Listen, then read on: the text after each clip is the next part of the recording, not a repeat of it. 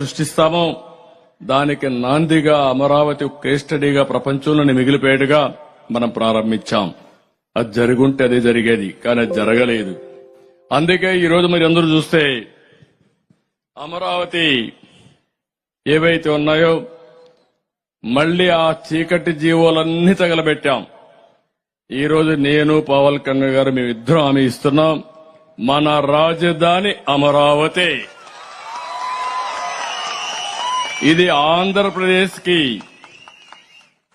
సస్యశ్యామలం చేయడానికి, ఆంధ్రప్రదేశ్ కి అన్ని విధాల ప్రజా రాజధానిగా ఉపాధి అవకాశాలు గాని, ఇంకో పక్క సంపద సృష్టించే కేంద్రం గాని, ఇక్కడి నుంచే ప్రజలకు మళ్లా సంక్షేమ కార్యక్రమాలు అందించే విధంగా పేదల పరిపాలన ఇక్కడి నుంచే ప్రారంభం అవుతుంది.